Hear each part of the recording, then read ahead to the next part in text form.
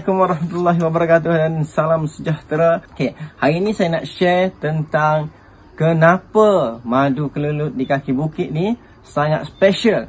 Jika nak bandingkan dengan madu lain. Saya tak kisah nak beli madu di mana pun tak apa. Cuma nak ceritanya apa istimewanya madu kelulut di kaki bukit. Okey.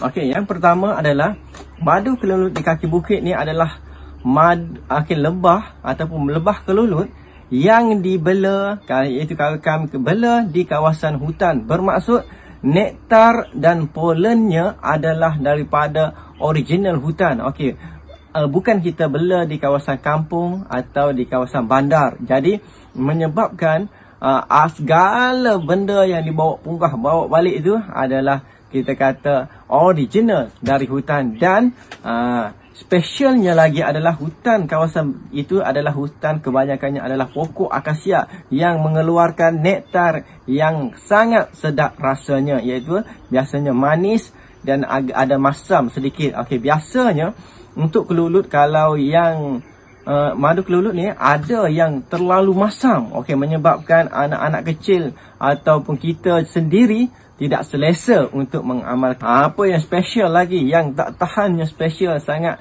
madu kelulut di kaki bukit ni ialah madu yang telah pun dirawat. Jadi kalau biasanya kita tak jual. Ada kalau nak madu mentah. Okey, madu mentah ni adalah madu yang kita tuai dan kita botolkan terus kita jual. Okey, itu adalah madu mentah. Madu mentah adalah dia ada satu kaedah, kita nak simpan dia mesti dalam chiller ataupun dalam di kawasan tempat sejuk. Kalau tidak, dia akan meletup, ataupun kalau kita tengok dalam botol tu, dia akan berbuih. Okey, kepala madu tersebut, menyebabkan kalau kita buka, dia boleh meletup ataupun botol tu sendiri akan meletup. Okey, disebabkan oleh apa?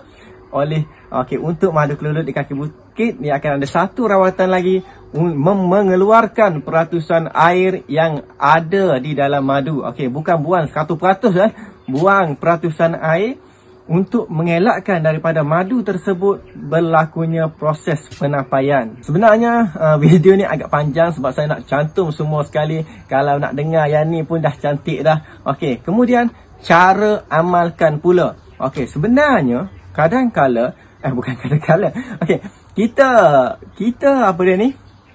Kita amalkan tidak dengan cara yang betul. Jadi kita tak dapat result yang baik. Okey, jadi bagaimana cara untuk kita amalkan madu ni? Okey, madu ni sebenarnya kaedah kita nak makan dia adalah pada semasa perut kita dalam keadaan perut kosong. Okey, tak boleh kita kata kita makan nasi sebungkus, tambah sebungkus lagi, baru kita minum madu. Okey, menyebabkan madu tidak memberikan kesan kepada kita.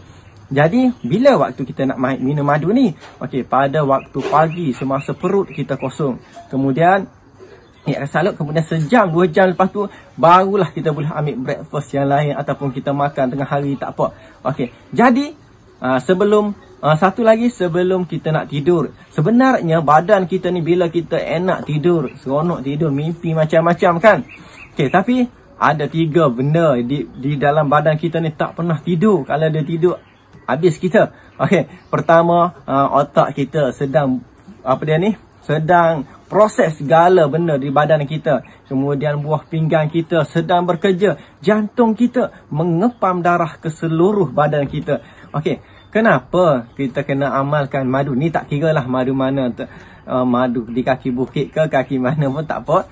Okey, sebab apa? Sebab madu ni diceritakan dalam Al-Quran dan diwahyukan kepada lebah untuk terbang ke hutan-hutan mencari penawar untuk umat. Inilah kehebatan kalau kita tak nak percaya lagi. Allah kata fabi ayyi ala'i rabbikuma tukadziban. Maknanya kelebihan dia sangat-sangat besar. Apa yang nikmat yang aku beri ni kita nak dustakan. Jadi nikmat yang sangat besar. Kemudian bukan dalam Al-Quran saja, dalam hadis pun Nabi ada kata dia kata syifa itu pada dua, makna madu dan Al-Quran, menyebabkan madu ni adalah salah satu anugerah yang sangat-sangat bernilai yang Allah anugerahkan kepada kita sebagai penawar. Antara khasiat kita kata khasiat yang sangat-sangat hebat lah. Okey, kalau kita nak cerita, biasanya orang cerita khasiat madu ni panjang lebar kan. Okey, sebenarnya untuk etika kedoktoran itu ada salah, tapi untuk madu ni dia memberikan antibody semula jadi yang sangat-sangat kuat, yang sangat-sangat hebat, menyebabkan kita tak mudah demam, kita menjadi sentiasa bertenaga. Okey, antibody kita kuat untuk melawan segala jenis virus-virus yang mungkin yang akan muncul. Okey, yang kedua adalah untuk pencernaan yang sangat baik. Sebenarnya kita ni penyakit ibu segala penyakit adalah di perut. Okey, apa dia ni? Kata Nabi apa dia? Ibu segala penyakit dari perut. Maknanya perut ni bila kita makan, kita kena buang dengan selamat. Okey, itulah mungkin perkongsian celoteh sedikit dari saya kalau sudi dengar. Okey, yang pertama tadi apa dia? Okey, tempat kita bela itu adalah tempat hutan, kawasan hutan yang mana nektar dan polennya adalah sumber semula jadi. Yang kedua adalah apa dia ni? Cara penuaian ladang yang bersih. Yang ketiga adalah kaedah kita nak makan, cara macam mana. Benda tu ubat penawar, tapi cara kaedah kita makan tidak menjadikan ubat. Yang keempat adalah kita kena nak amal ni, kita kena yakin sungguh-sungguh apa yang kita amal tu adalah sesuatu yang original. Okey, pastikan original. Okey, ini adalah jaminan daripada saya. Kalau tak original, pulangkan kepada saya pulangkan duit 2-3 kali ganda pada tuan puan. Okey, itu yang saya boleh jamin. Okey, jadi pastikan yang kita nak dapat tu, sebenarnya nak beli madu dengan siapa pun tak apa. Saya tak kisah. Cuma ceritanya tentang ini adalah anugerah yang Allah kirimkan kepada kita. Kita boleh amal sungguh-sungguh. Yang pertama tadi apa ya? Bersih, original, cara pemakanan, biar semuanya betul. InsyaAllah kita sama-sama merasai kebaikan, kelehebatan, kelebihannya. Okey, itu sahaja dari saya. Assalamualaikum.